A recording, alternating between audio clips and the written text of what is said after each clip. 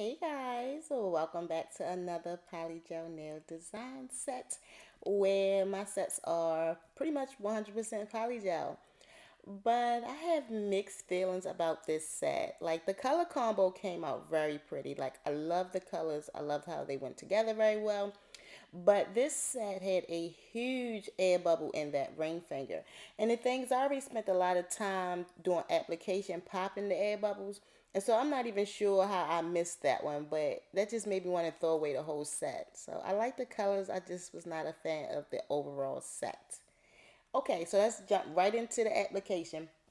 If you guys are new, y'all just pretty much got to catch all my videos because some of them will have prep in them, some of them will have filing, some of them won't have neither. So you got to just kind of catch all my videos for every process. I just try to get through these videos as quick as possible.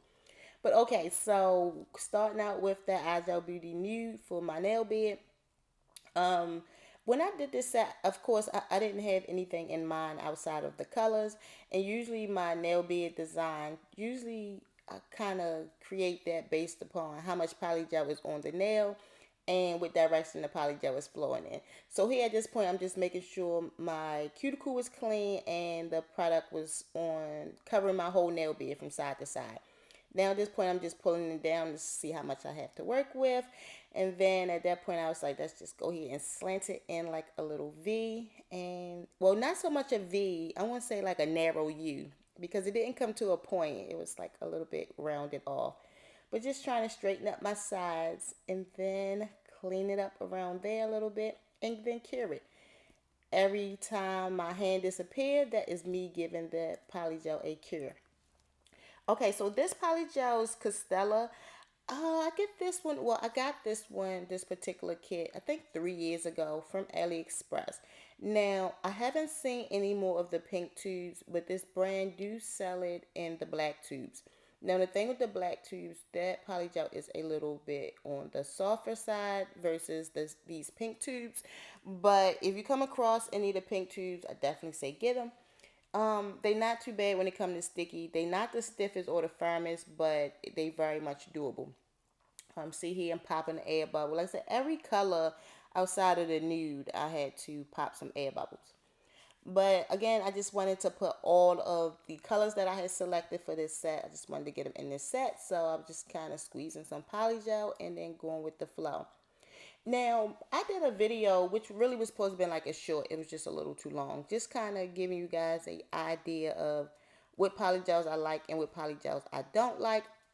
But what I didn't include in the video was pretty much why I use specific brands for different reasons. So let me kind of go over that. I personally like a stiff, firm polygel. I like one that don't run. That is my go-to for when I do color blocking. When I do marble, I reach more for the softer, runnier ones. That helps me to mix the marble a lot better. And then if I do a ombre, I kind of go with those ones that's in between. That's not too stiff, but not too soft. And I definitely don't want to use any of the sticky ones when I do a ombre.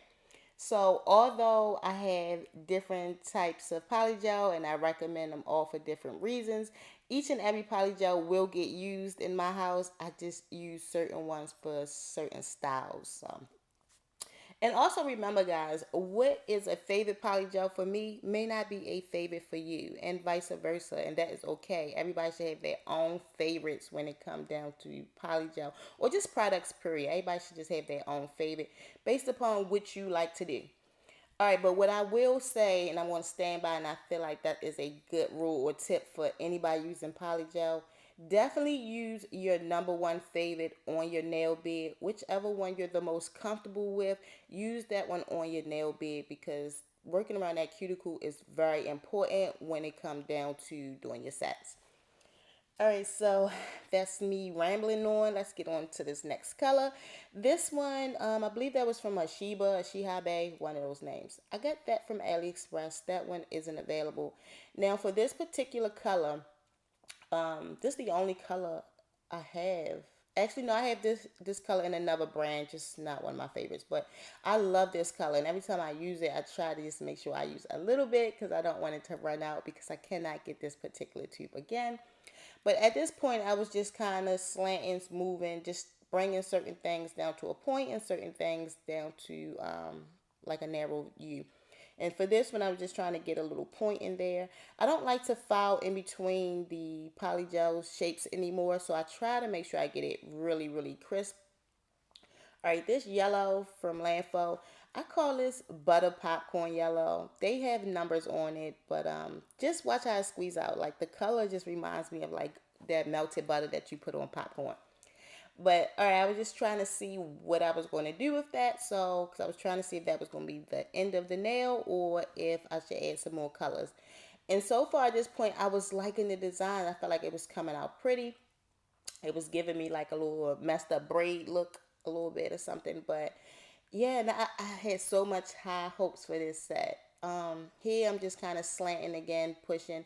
I did another little short or reel. It's pretty much explaining pressures in your brush. So, for instance, if you hold your brush closer to the bristles, then that will give you firm pressure. And I tend to do hold my brush closer to the bristles when I'm shaping or creating styles. So as you can see here, my hand is closer to that metal ring. At this point, I pulled it back a little bit because I didn't need a lot of pressure. And then once I get closer to the bristles, it's because I'm using a little more force to create that shape. But all right, guys, I feel like I'm just rambling on for this video. I really do. I don't have no direction in this video. I'm just talking. This purple here, we was going to finish up that nail with that purple from your sugar. It just needed a little bead there. Put that on there, kind of swoop it, work it out, make everything connect. Oh, always say, make sure that polygel hold hand when you do color blocking. And so yeah, that is that. Go ahead, square it off, and then gave that a cure. Okay, so now I'm going ahead and remove the form. For you guys that don't know, these paper forms are just like a placeholder. They are meant to you put it on as if you would put a tip, and then you just remove it. Cause someone asked me about these forms, but anyway, look here at this point, I'm just patting all those colors back in place. Now that blue, all of them was a little tacky on the underside, but the blue one was really really tacky, and I think that is where or how I got that huge air bubble in that ring finger from removing that form, and then it just causing the air bubble, and then me swooping it and swerving it trying to fix everything, because at this point I didn't see any air bubbles on the top surface or on the underside for that ring finger. So it was definitely smack dead in the middle. But look, I didn't have a lot of filing. Now let's get into filing. So starting out with my favorite bit. This is a 2-time course bit. I get it from AliExpress. Again, it is a 2-time course long burrow bit. And the seller that I get these from is Wilson. Now they do have other style bits and stuff on AliExpress, but you can also get long burrow bits anywhere that sell bits. Like everybody have them at this point. I just personally like this long burrow one, and I like to use the 2-time course because as you can see, it just files through that polygel with ease. Like it just cuts away all that thickness for me real quick. So okay, go ahead and do that. Then I'm gonna go in with my green sturdy hand file. These come from Amazon. I think it was a 10 pack or something, but they are super sturdy. And this is what I use to get my shape in there. I file up and down. If I'm removing a lot of length, then I'll do side by side. But for the most part, I file up and down. Now, this bit here is a fine long burrow comb bit. And I believe this is also from Wilson. Um, I believe so. But this one is the one that I use to even out that nail to make sure that I have all the extra polygel off. And at that point, I was just thinning out my tip. But this fine one is the one I go in with. This one help expose the lines in the different color polygel. So sometimes when you file polygel, it is the color will still be overlapped from my color blocking. So the fine one goes in and just make sure everybody is where it's supposed to be. Then wood hand file come from AliExpress. This one is super sturdy too. I like to use this in those side walls, and then I also like to use it for that underside to bring that up just to make sure everything is nice and even. and I'll do that on both sides. I do believe these files are 100, 180 grits. I believe. They do have other options, but I believe that's the one I went with that. And then this here is just a basic hand file. I'm sure it was like a variety pack or something that I got from AliExpress or maybe even Amazon. But here I'm just filing around that cuticle with the hand file. No matter how many bits I use, no matter how many style bits or grit bits, I always go in with a hand file. That hand file is just what make that nail pretty. The hand file is just what bring everything together. So I'm gonna hand file until everything has scratches. At this point, I'm just kind of filing over that tip again, making sure it is thin, and also making sure there is no shiny areas. So I'm gonna file until everything is nice and chalky. Go in and wash my hands. For you guys who wonder why I file over my kitchen sink, because it makes for a easy clean up. Like once I finish filing, I can just wash everything down. Versus being in my nail room, I have to get that dust in between my polygels or my top coats and stuff, and it's just too much work to clean up. Even with the what are those things called? The little filter. What are they? Y'all know what I'm talking about. The dust collectors. There we go. The dust collectors. So it's just easier for me to clean up at my sink versus using a dust collector in my nail room. All right, clean everything off, get all that dust from up under my jewelry. And here is where I realized I had a huge air bubble. But at this point, I was already over filing. Everything was like done at that point. So I was just like, hell with it. It is what it is. All right, so this top coat is from Boslin or Boslin. Is it an L in there? I think it's an L, so Boslin. I get this from AliExpress. Now, I got this jar like 3 years ago, and I don't know if it's because it's so old, but you can see like it crystallized all around that mouth of that bottle. And so I took the time to just like clean it off. Now, I always use Venalisa, and I never had a problem with that brand doing this. So I don't know if it have anything to do with this particular brand or if it have anything to do with like the temperatures in my home. I'm not sure, but I have never had that happen to me before. So if you guys can kind of tell me why those top coats may crystallize on the top like that, like please let me know so I can kind of fix that or change whatever it is that I'm doing. But the thing with this top coat, right? I wasn't a big fan of it because once I put it on the nail, and it took a lot for me to like smooth it out. One, it was very thick, but it just seemed like it wouldn't self level together. So I'm just assuming that being that I had this bottle for like 3 years, it just wasn't as good as it was from day one. But you guys will see in a second that that shine from this top coat is beautiful. Like that gloss is so glossy. But it took me a little minute to kind of even that thing out. I was trying my little best, wipe off the extra. And also, like, my line of light wasn't that straight. Now, I'm sure it had something to do with the filing because, again, at that point, I was kind of over it. But the top coat was really, really glossy.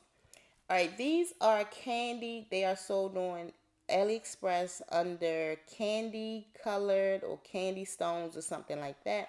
And then I just went in with some of these Bermuda blue rhinestones. I believe I just used like two of them. Went ahead, put that on top of that wet top coat. See, look at the gloss. Like, it is very shiny. And so I may order another jar just because it is very shiny. But I didn't really care for the way it applied to the nail. But I did the same thing on the middle finger to the ring finger, which was used that little blue candy one, and then those two blue Bermuda. Are they Bermudas? No, they not Bermuda. I can't even remember what the name of those rhinestones are. And then for a Capri blue rhinestones. Okay, and then for the pinky and the pointer finger, I went in with the rose color rhinestones and a little rose color charm bling, whatever. Okay, put those on there. Make sure I liked everything. Went ahead and gave that a cure. And here's how the nails was looking after. Like that shine was shining. Like I love the gloss from that top coat. And I did love the colors from this set. That whole air bubble just threw me off.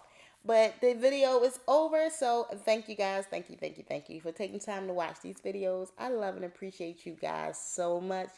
And yeah, I'll talk to you guys in the next video. Be sure to leave your love and support in the comments. I appreciate it.